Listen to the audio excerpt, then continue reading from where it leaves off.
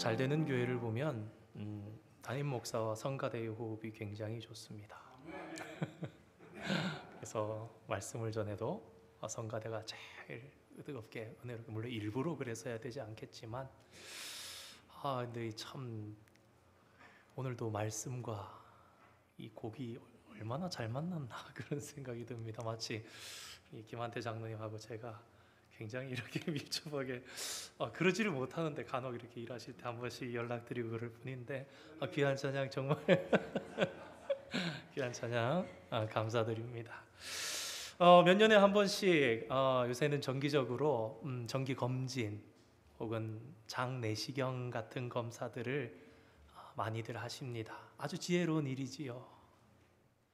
검사를 해보면 병을 발견하게 됩니다. 그 병이 커지기 전에, 그 병이 심각해지기 전에 내 몸이 무엇이 약한지 해서 큰 병 되기 전에 작을 때 잡고, 심각한 병 되지 않도록 만들고, 내가 무엇을 조심해야 되는지 알면서 살아갑니다.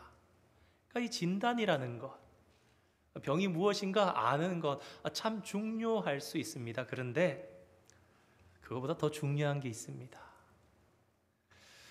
병이 무엇인지 알아내는 것보다 더 중요한 것은 병을 치료하는 것입니다.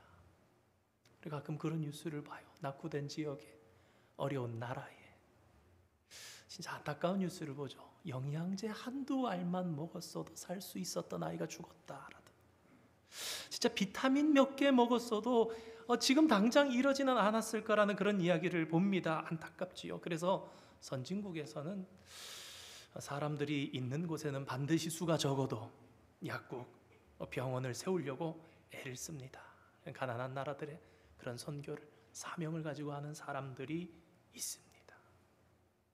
세상에서는 병원이 병을 진단하는 것처럼 영적으로는 하나님의 백성, 하나님의 자녀들이 말씀으로, 성령으로 죄를 드러내는 기능을 합니다.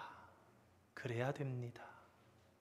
그걸 대표적으로 보여주시는 것이 구약의 교회를 통해서 아간의 죄를 하나님 드러내시면서 보여주십니다. 교회는 이런 것이야. 사도행전에 와서 신약의 교회를 통해서 하나님께서 아나니아와 삽비라의 죄를 드러내십니다. 시작부터 시범타를 보여주시는 거예요. 교회는 이런 기능을 해야 되는 것이야.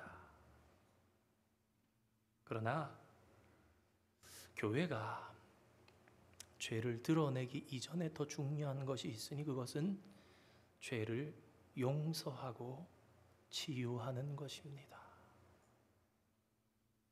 죄만 드러내는 병원은 필요 없습니다. 죄를 드러냈으면 약도 주고 치료도 하고 수술도 할 수 있어야지요. 내 형제가 죄를 범하거든, 유대인들에게 형제란 같은 종교를 가진 자입니다. 그러니 오늘 이 본문에서 형제는 믿음의 동료라고 할 수 있겠습니다. 근데 이 15절 말씀을 자세히 보니까 다른 절들과 다르게 중간에 숫자가 하나 들어가 있죠. 내 형제가 하고는 작은 숫자 하나가 위쪽으로 4번. 그래서 내려가 보면 이렇게 적혀 있습니다. 각 주에 어떤 사본에는 내게 죄를 넣어서 읽어보면 이렇게 됩니다. 내 형제가 내게 죄를 범하거든.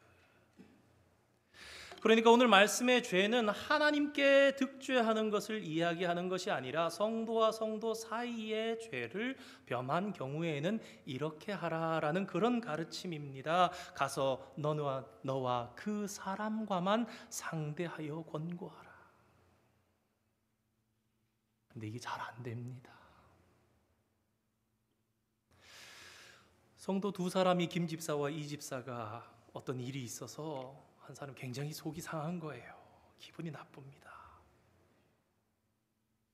시작부터 이게 꿰어지지가 않는 거예요. 내가 기분이 나쁘니까 그 사람과 화해하고 그 사람을 용서하는 자리까지 가기 전에 내가 속이 상하거든요. 그래서 내가 좋아하는, 내가 믿을 만한 사람들을 만나는 겁니다. 그런 다음에 얘기하죠. 야, 이 집사가 나한테 이러더라. 죄송합니다, 우리 김 집사님, 이 집사님들. 전 목사, 김 목사 이러면 더 좋겠는데. 여러분, 그럼 어떻게 됩니까? 개인과 개인, 성도와 성도 간에 있었던 이 문제는 이제 더 이상 성도와 성도의 문제가 아닙니다. 게다가 이 이야기를 들은 몇 사람들은 나가서 또 이야기를 막 퍼뜨리는 거예요. 지난번에 그 사람 그랬대. 어떻게 그 사람을 무시했는지, 얼마나 그랬는지 속이 상해가지고 나한테 얘기하더라고. 점점 번지게 됩니다. 그러면 어떻게 됩니까? 정작 그 성도와 성도가 나중에 만나서 야, 나 그때 좀 너무했던 것 같아. 내가 사실 그날 기분이 좀 좋지 않았는데, 내가 사실 언짢은 일이 있었는데 그게 그러지 말아야 되는데 너에게 좀 속상하게 얘기하지 않았나? 혹 반대로 야, 지난번에 그 일 있었잖아. 내가 정말 속상했어. 그런 일이 참 우리가 풀고 지나가야지 되지 않을까? 그렇게 한다 하더라도 이미 이 일은 그렇게 덮을 수가 없게 됩니다. 왜요? 두 사람이 해결해도 바깥에서 이미 그 사람은 낙인이 찍힌 거예요. 나쁜 사람. 결국은 화해가 아니라 서로 상처만 남게 되는 그런 일. 예수님의 오늘 말씀의 가르침은 죄를 범한 형제를 잃지 않는 것이 목적입니다. 형제가 죄를 범했는데 어떻게 하면 이 형제를 잃어버리지 않을 것인가? 그래서 그 첫 번째로 예수님께서 부탁하시고 명령하신 말씀은 개인 대 개인으로 다루어라. 너와 내 형제, 그 사람과만. 참 요 나도 문제지만 요 입도 문제입니다.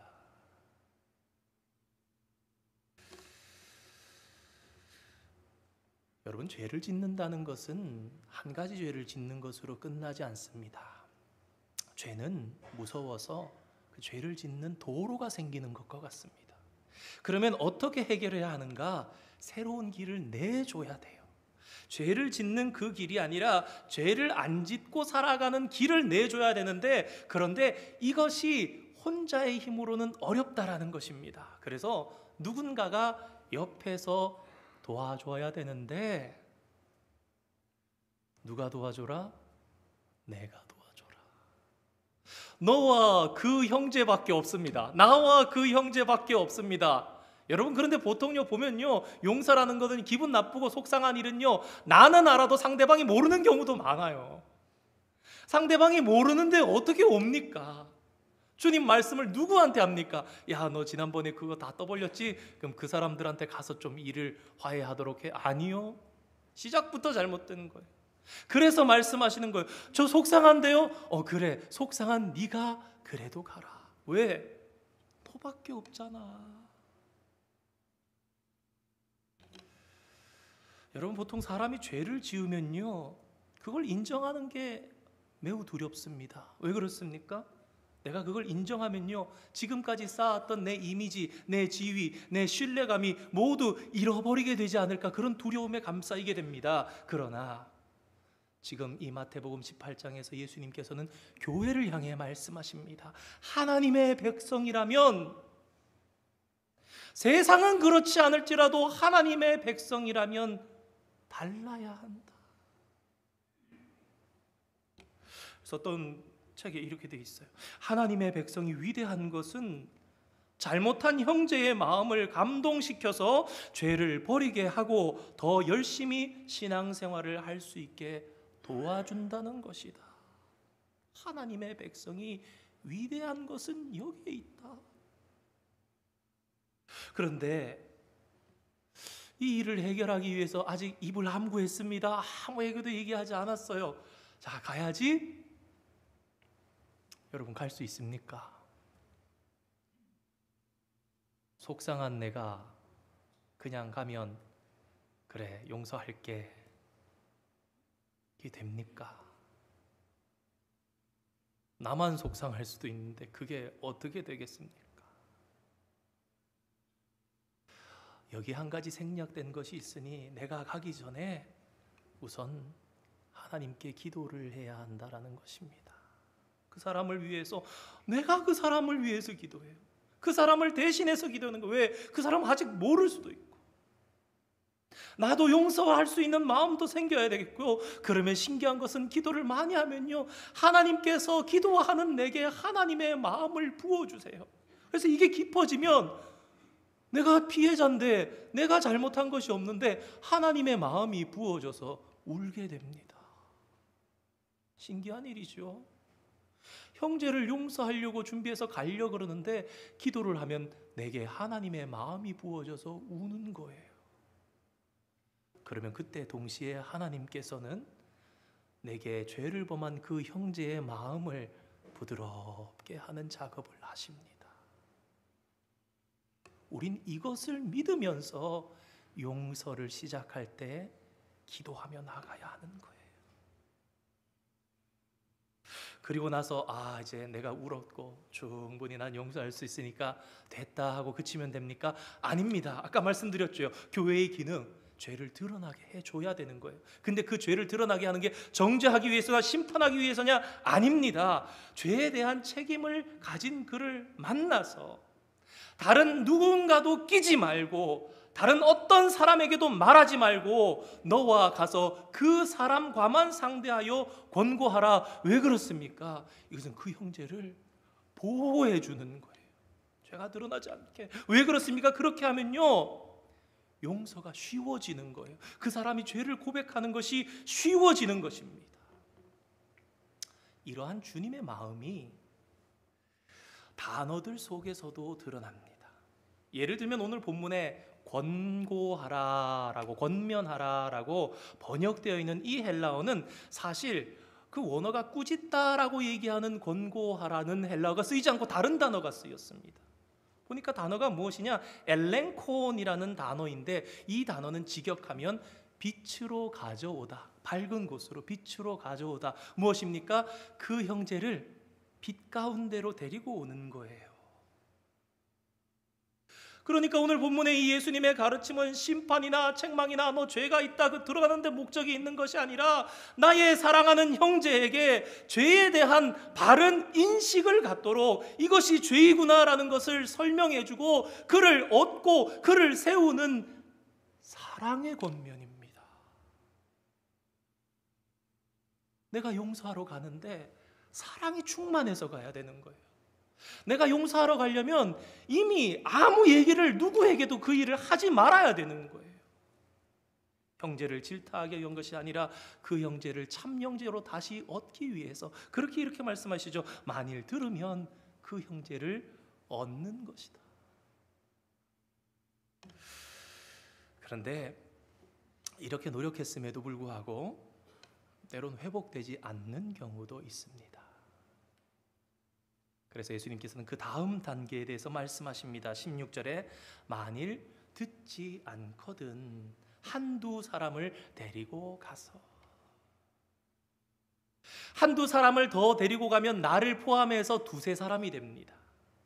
두세 사람 어디서 많이 들어보셨죠? 이 두세 사람은 무엇을 이야기하는가? 하나님께서 모세에게 말씀하셨던 것으로 증인, 두세 증인이 아니라 원래는 최소 단위의 공동체인 거예요. 다시 말해서 내가 개인 나와 그 사람 사이에 어떤 사건이 있었기 때문에 내가 정말 기도하면서 준비하고 사랑으로 가서 그 형제를 잃지 않고 얻기 위해서 그 죄로부터 구해내기 위해서 갔지만 해결하지 못했을 때는 어떻게 하는가? 한두 사람만 더 데리고 가라는 거예요. 더 데리고 가지 말고. 여러분이 한두 사람은 누구입니까? 무조건 내 편 들어주는 사람입니까? 그래 이 집사 말이 맞던데 김 집사 당신이 잘못했던데 너 그러면 안 돼 라고 얘기할 그 사람들입니까?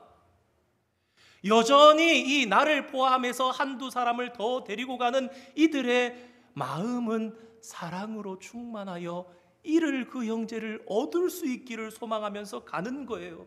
그러면서 한 사람에서 이게 더 알게 되면 최소한의 단위가 되는 그 사람들을 데리고 가는 거예요. 그러면 누구를 데려갑니까? 덕망이 있고 비밀을 잘 지켜줄 줄 아는 존경받는 한두 사람을 데리고 가야지.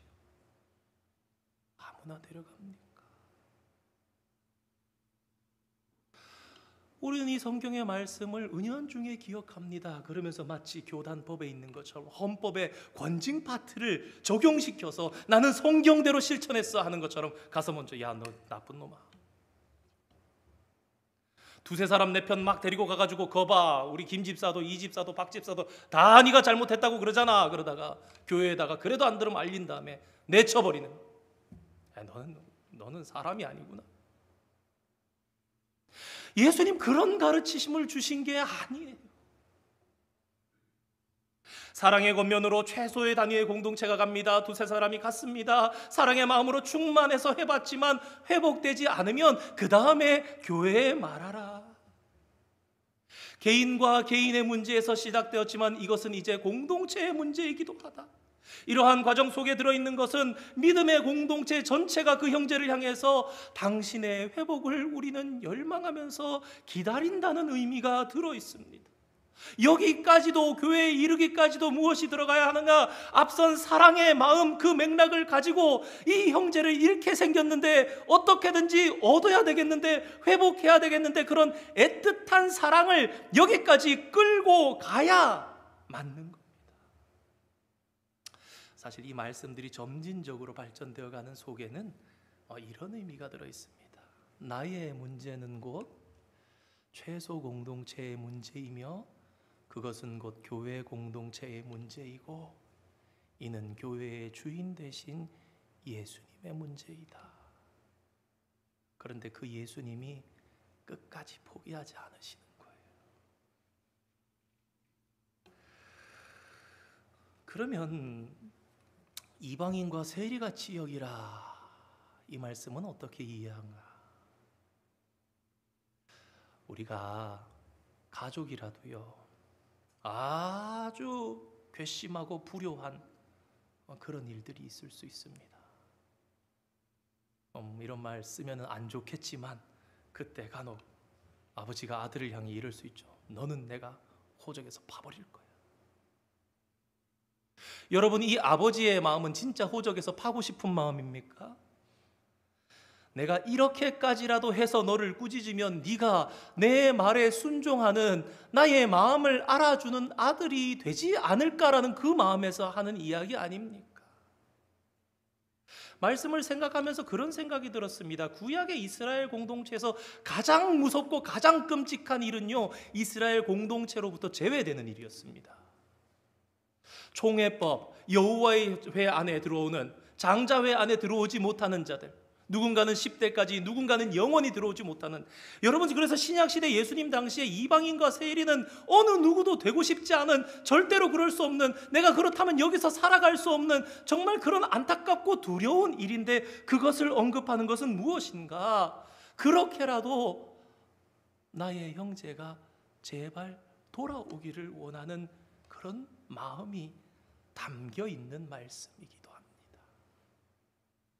사실 오늘 함께 읽지 않았지만 오늘 이 말씀은, 예수님의 가르침은 앞선 12절에서 14절의 말씀에 기록되어 있는 잃은 양을 찾는 목자 이야기를 생각할 때 더 온전하여집니다. 여러분, 얻는 것의 반대가 무엇입니까? 형제를 얻는 것. 12절에서 14절 잃은 양 찾는 것과 반대는 잃어버리는 것이죠.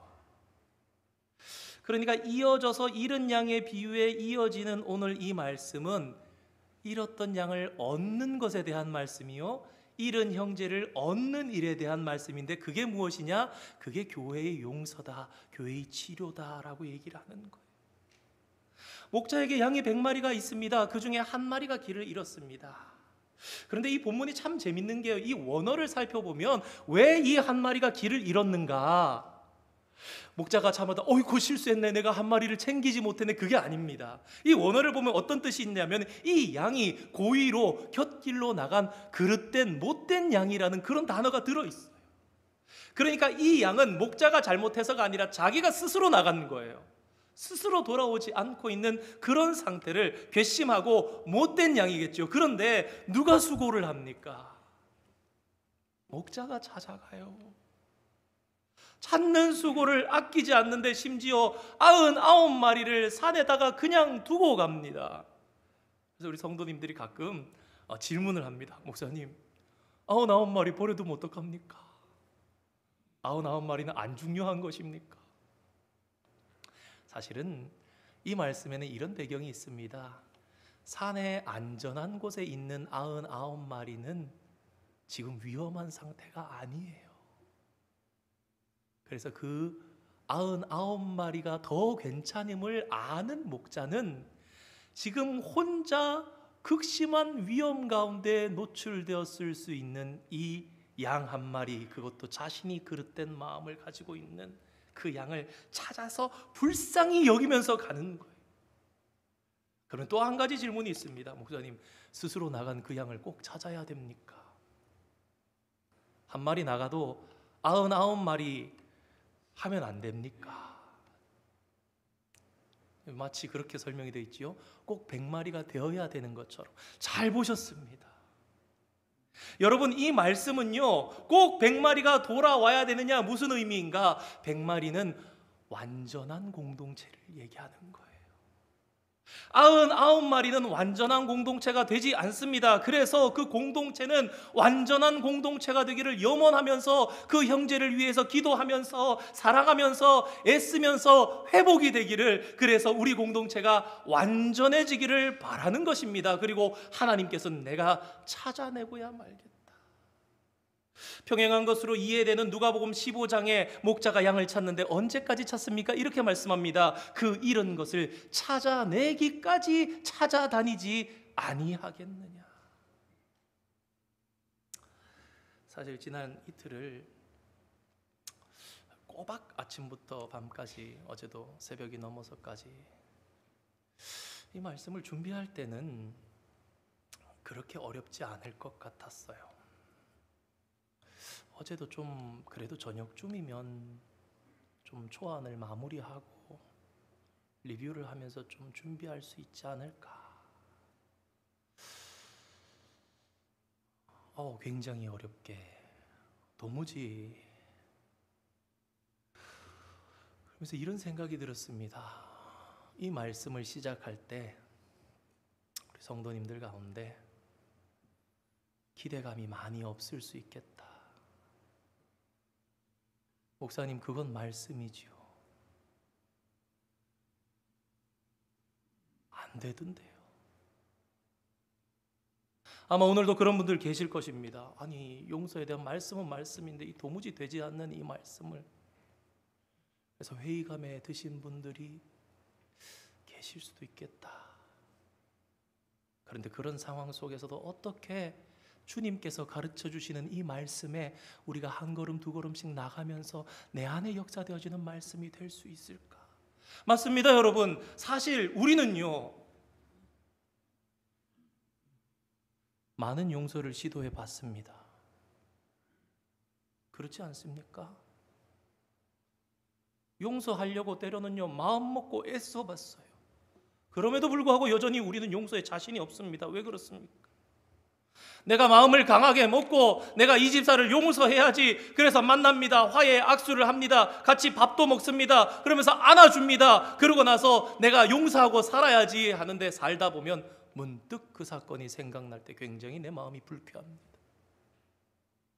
때로는 진짜 내가 이 악물고 용서해야지라는 마음을 먹고 주님의 사람인데 그런 생각을 하면서 사는데, 문득 10년, 20년 혹 수십 년이 지나서도 그 어떤 사람이나 어떤 물건이나 어떤 감정이 오르면요, 심지어 어떨 때는요, 피가 거꾸로 솟아오르기도 하는 그런 부글부글 끓는 내 마음을 내가 느끼는데, 저만 그렇습니까? 아니, 그런데 어떻게 용서를 할 수 있는가? 아마도 베드로는 예수님의 가르침에 큰 마음을 먹고 넉넉하게, 이 정도면 예수님도 인정해 주시겠다 생각하면서 예수님 7번 정도 용서해 주면 충분하지 않겠습니까? 얘기했습니다. 그리고 그런 그의 마음 속에는 아마도 그러한 뭔가 이렇게 법시화하는 그런 바리새인들과 같은 그런 이스라엘 사회 속에 살았던 습관화된 이걸 그래서 수치화해서 만드는 그런 관습 속에서, 습관 속에 배어든 그러한 행동이 아니었을까 생각해 봅니다. 예수님 7번이면 훌륭하지 않습니까? 세상 살면서 그 정도 이상 용서해 줄 일은 없지 않습니까? 그런데 예수님께서 충분하지 않다십니다. 그리고 포기하지 않으시겠다는 듯 이렇게 얘기합니다. 베드로야, 7번이 아니라 70번을 7번 해도 너는 더 용서해라. 490번까지 용서하고 됐다 그만해라가 아니라 490번을 용서하고도 또 잘못을 하면 너는 용서해줘라. 여러분, 그러니 베드로가 도무지 이해가 되지 않았지 않겠습니까? 아니, 예수님 도대체 어떻게 그럴 수가 있습니까? 사람이 490번을 용서는 할 수 있습니까? 그 용서를 할 수 있다 할진데 그러면 그 뒤에 더 계속해서 용서할 수 있는 사람이 있습니까? 그래서 이해되지 않는 이 베드로를 위해서 베풀어 주신 비유가 바로 1만 달란트 빚진 자의 비유입니다. 여러분, 1만 달란트가 얼마나 되는지 아십니까? 우리 아이들 달란트 시장하죠. 야, 1달란트 가지고는 아무것도 살 게 없어. 지난번에 우리 야유회 나갔을 때 달란트 잔치 하던데 그럴 수도 있을 거예요. 그러나 여러분, 1달란트, 달란트는요 성경에 나오는 화폐의 개념 중에 가장 큰 단위입니다. 1달란트는요 순금 34kg입니다. 오늘날로 환산하면 한 달란트는 200만 불입니다. 물가의 상승, 이 모든 가치를 다 따진다면 1만 달란트는요 수십억 달러에 해당해서 하나로 환산해 보면 몇 조 원이 됩니다. 여러분, 대한민국에 그런 부자 10명도 안 됩니다. 이건희 씨와 어깨를 견줄 수 있습니다.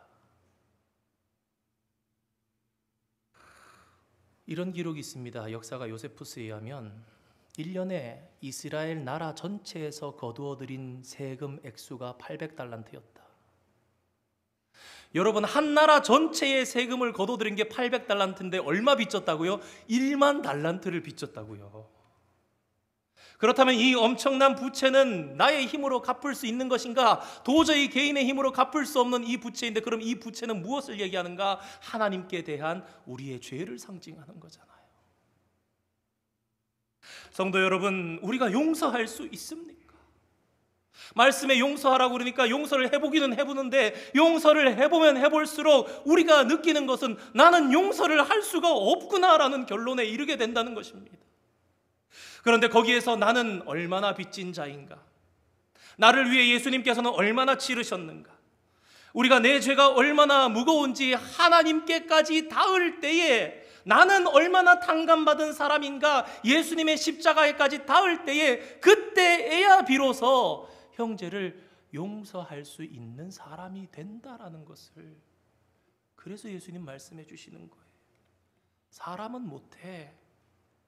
그런데 너희의 마음이 지극하여 하나님에게까지 이르게 되면, 십자가의 그 사랑에까지 너희가 부딪히게 되면 용서할 수 있어. 그리고 하나님은 절대 포기하지 않을 거야. 우리 지난주에 요셉 이야기를 했습니다. 요셉이라고 쉽게 용서했습니까? 제가 오늘 말씀을 준비하면서 생각해 보니까 요셉이 용서를 못했어요. 용서 못해서 했던 행동이 뭐냐면은 형들에게 자꾸 이상한 일을 시키는 겁니다. 요셉이 10수년이 지났는데 총리가 되었는데 요셉이 형들을 보니까 마음속이 부글부글 끓는 거예요. 내가 억울하게 살았던 지난 삶들이 여러 가지가 교차하면서 용서를 못하니까 취했던 행동이 뭡니까? 자기가 요셉인 걸 숨긴 거예요. 그리고 여러 가지 일들을 하죠. 가정의 이야기를 물어보고, 양식에다가 막 은잔을 숨겨놓고, 엇박도 하고 베냐민 데려오라 그러고, 여러 가지 일들을 하면서 요셉이 형들의 이야기를 듣다가 깨달은 것이 있으니 이 모든 일에 놀라운 하나님의 경륜이 있었구나라는, 하나님에게까지 닿게 될 때 가해자와 피해자의 들끓는 그 감정들이 녹아지고 형제들을 용서할 수 있었어요. 그런데 요셉이 그걸 생각할 때 한 가지 더 깨달았던 것이 있습니다. 자기만 피해자인 줄 알았는데 형들의 이야기를 듣다 보니까 누구 얘기뿐입니까? 요셉 자기 얘기하고 자기 동생 베냐민 얘기밖에 안 하는 거예요, 형들이. 그러면서 아버지에게 옛날에 사랑하는 아들이 있었는데 그 아들은 짐승에게 뜯겼는지 죽은 것 같이 되어서 지금 사랑하는 이 아들 하나밖에 없는데 이 베냐민은 아버지와 함께 그 생명줄이 연결되어 있는 것 같아서 우리 아버지가 죽을 거다. 그러면서 내 자식을 나를 붙잡고 하라. 유다가 막 절규하면서 그렇게 얘기하고 르우벤이 나서서 그렇게 얘기를 하니까 그때의 요셉이 감정을 이기지 못하고 북 돋아올라서 통곡하면서 내가 요셉입니다 그런 거 아닙니까? 요셉이 하나님께서 하신 일이구나라는 하나님께 닿게 되니까 가해자와 피해자의 모든 이 감정이 녹아내렸는데, 그러면서 동시에 하나도 그가 깨달았던 것이 있었으니 그것이 무엇이었냐면은 형들은 괜찮은 줄 알았는데, 내 아버지 야곱은 12 모든 형제의 아버지인 줄 알았는데 내 형들은 아버지 없이 지난 평생을 살았구나. 내 아버지는 나와 베냐민의 아버지였을 뿐이었구나. 여러분, 그래서요 창세기 50장 21절에 가면 놀라운 고백을 요셉이 합니다. 요셉이 뭐라 그러냐면요, 내가 당신들의 아버지 역할을 하겠다는 얘기를 합니다. 그냥 한 게 아니에요. 내 아버지가 나만 사랑하라 편애해서 당신들은 아버지가 없이 자랐으니, 그렇다면 내가 이제 깨달았으니 내가 형들을 용서할 뿐만 아니라 형들에게 아버지의 역할을 하겠습니다. 그래서 했던 말이 두려워하지 마소서, 내가 당신들과 당신들의 자녀를 뭐라고요? 기르리이다.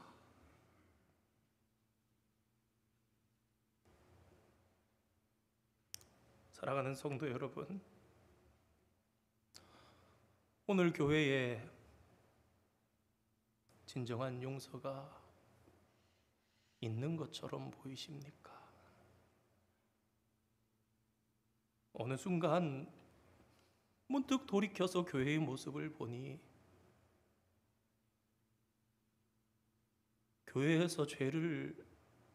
교회에서도 이젠 죄를 고백하지 못하게 된 것 같은 그런 상황을 봅니다. 교회에서조차 우리가 죄를 고백하지 못하는 가장 큰 이유는 내가 죄를 말하면 부끄러워지기 때문이죠. 왜 부끄러워질까? 죄를 감싸주지 못하는 교회라는 것입니다. 예전 같으면 제가 이런 잘못을 했습니다 고백하면 교회에서 성도들이 감싸줬다고요. 그런 일이 있었구나. 너의 아픔만이 아니라 나와 너의 아픔이 우리의 아픔이구나.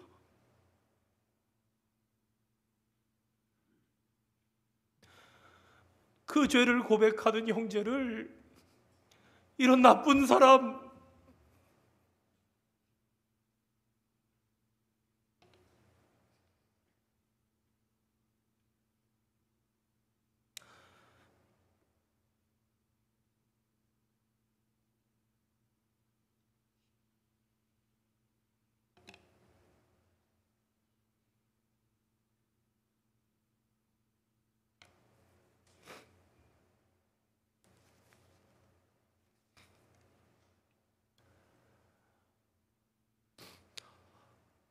교회가 죄를 드러내기 이전에 교회는 죄를 충분히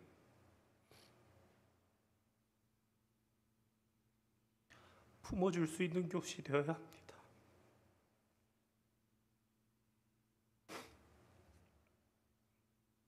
무슨 병에 걸렸느냐를 아는 것보다 그 병을 치료할 준비가 된 병원이 되어야 진짜 병원인 것처럼, 하나님의 백성이 위대한 것은 잘못한 형제의 마음을 감동시켜서 죄를 버리게 하고 더 열심히 신앙생활을 하게 도와주는 것이다.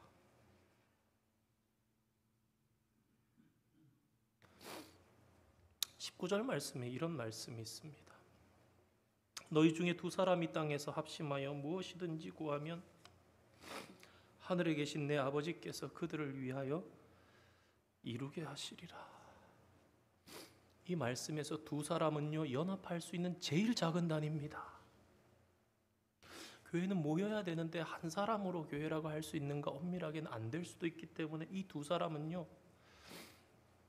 제일 작은 교회예요, 세상에서. 그런데 이 교회는 능력의 교회입니다. 왜 그런지 아십니까? 합심하는 교회거든요. 이 말은 다른 말로 무슨 얘기냐? 형제를 용서하는 두 사람의 교회는 무섭도록 능력 있는 교회라는 것입니다.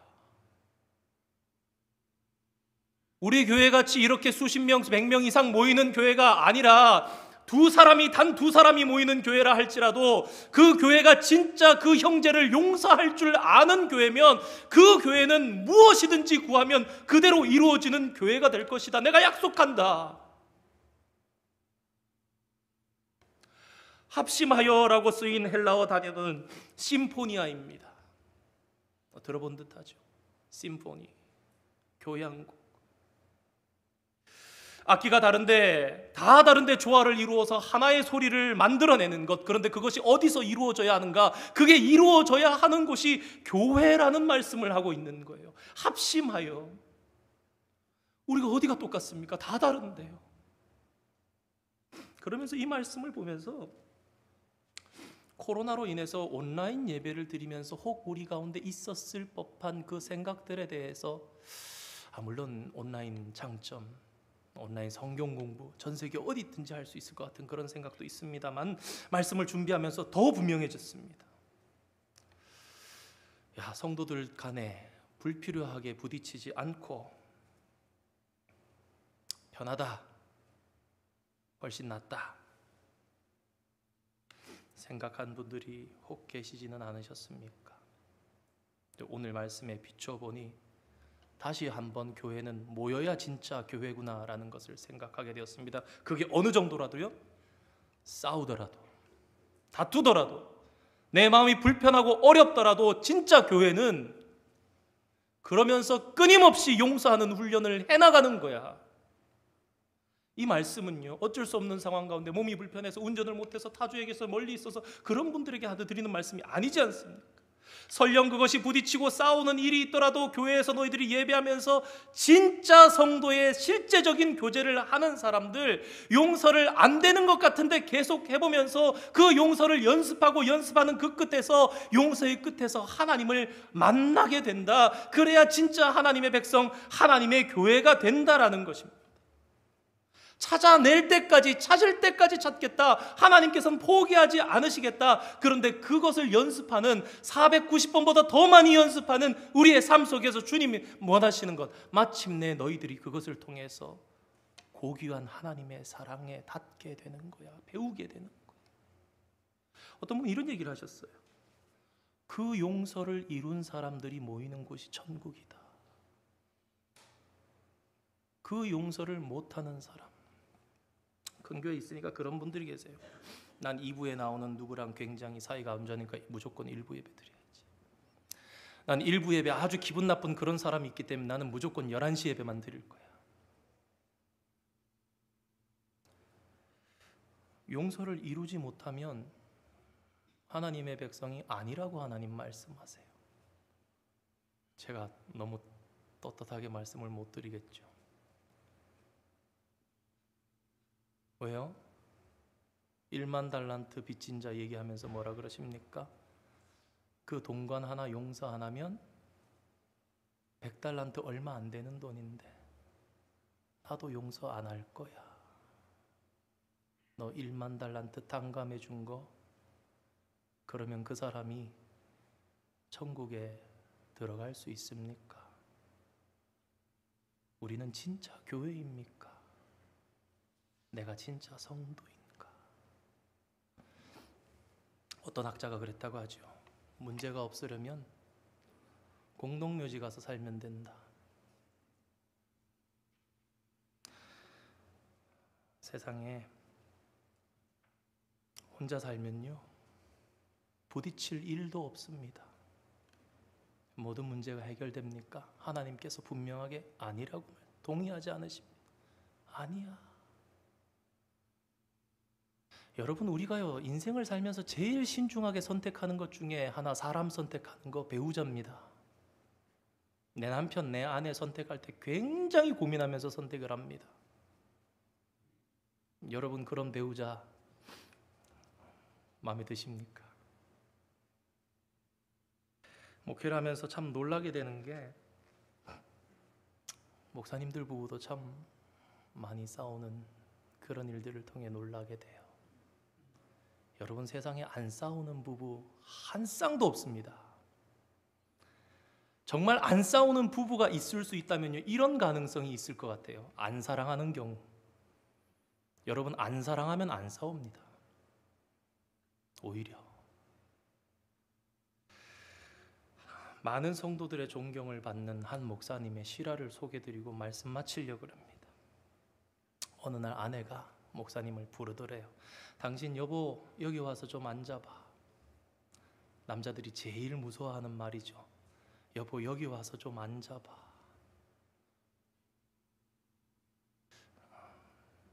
상당히 긴장을 하면서 목사님이 존경받는 밖에서 볼 때는 앉았어요. 그때 사모님이 내가 당신과 결혼해 살면서 가장 힘든 게 뭐였는지 알아? 그러더래요. 목사님 생각에 자기랑 결혼하면서 이제 당신의 어머니를 모시고 살았으니까 우리 어머니 모시고 산 거 아니야? 남편들이 이렇게 아내의 마음을 모릅니다. 그랬더니 사모님이 남편인 목사님에게 이렇게 얘기합니다. 당신이 제일 힘들었어. 그래서 거진 30년 동안 매일매일 새벽마다 기도하면서 계속 기도했대요. 하나님 앞에 뭐라고요? 내 남편 좀 바꿔달라고, 내 목사 남편 좀 바꿔달라고, 제발 바꿔달라고, 저 사람 달라지게 해달라고, 저 사람 달라지게 해달라고 그랬는데 28년 동안을 기도했던 그 기도의 응답을 그날 사모님이 받고는, 하나님의 음성을 듣고는 여보 여기 와서 좀 앉아봐 라고 했대요. 사모님이 어떤 하나님의 음성을 들었는가? 야, 나도 그냥 쓰는데 네가 왜 바꾸려고 그러냐? 그렇게 사랑해서 결혼한 남편, 그렇게 사랑해서 얻은 내 아내도요 달라서 싸워요. 여러분, 우리는요 다르다는 이유 때문에 싸웁니다. 그런데 우리는 오늘 말씀 속에서 이것을 배워야 합니다. 서로의 다름을 존중할 줄 아는 교회, 서로의 다름을 수용할 수 있을 때 그때 진정한 용서가 이루어진다. 심포니, 다 다른 소리가 나지만 그것이 조화를 이루어서 하나의 소리를 내는 곳이 되어야 되는데 그게 교회가 되어야 한다. 사랑하는 성도 여러분, 마음이 쉽지 않습니다. 왜? 용서가요 힘듭니다. 어렵습니다. 멉니다. 잘 안 됩니다. 그럼에도 불구하고 오늘 저는 이 말씀을 받으면서 예수님의 이 가르침을 더 가까이, 더 분명하게 저와 여러분에게 전하면서 그 실천으로, 그 도전으로 나가야 됩니다. 그런데 놀라운 사실이 있습니다. 너와 내 형제가 잘못했을 때 누가 가라? 내가 가라. 피해자인 네가. 주 예수 내가 알기 전 날 먼저 사랑했습니다. 예수님 나 때문에 피해자 됐어요. 예수님 나 때문에 피 흘려 죽으셨어요. 그런데 그 예수님이 내게 먼저 오셨어요. 그런 말씀하시죠. 야, 내가 너 사랑해. 이 주님이 계시기 때문에 하나님께까지 우리의 마음이 닿을 때에 우리는 용서할 수 있는 사람이 되는 거예요. 그럴 때 하나님께서 교회를 보통 교회 되게 하지 않으시는 거예요. 야, 두 사람만 모이는 교회도 너희가 무엇이든지 구하면 내가 반드시 함께 할 거야. 내가 반드시 이루게 할 거야. 너희로 그런 교회가 되게 할 거야. 그게 하나님의 백성이야. 그게 하나님의 교회야. 사랑하는 성도 여러분, 그러므로 나는 못하는 것을 오히려 처절하게 인정하면서, 그러나 나로 하게 하시는, 만들어내시고 마시는, 그래서 천국에 드리고 마시는, 그래서 거룩한 백성 되게 하시는 그 하나님 앞에 결단하면서, 순종하면서, 서렌더하면서 나아가서 이 귀한 교회를 이루는 주님의 능력 있는 교회, 용서가 살아있는 교회로 만들고야만은 그런 저와 여러분 될 수 있기를 주님의 이름으로 축원드립니다. 우리 찬양 하나 했으면 좋겠습니다. 아까 두 번째 찬양했던 곡인데요. 당신은 알고 있나요? 우리 찬양하고 기도 한번 했으면 좋겠습니다. 용서를 생각하시면서 당신은 알고 있나요? 우리를 위한 그 사랑, 당신은 알고 있나요? 십자가의 그 사랑 당신은 느끼고 있나요? 당신은 느끼고 있나요? 우리를 위한 그 사랑, 당신은 느끼고 있나요? 십자가의 그 사랑, 그 사랑, 당신 마음 깊은 곳 그곳에 있으리. 그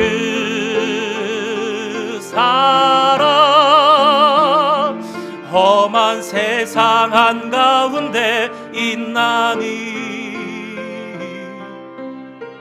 그 사랑 깨달아 하나요? 당신과 나를 용서한 그 사랑 당신의 마음 속에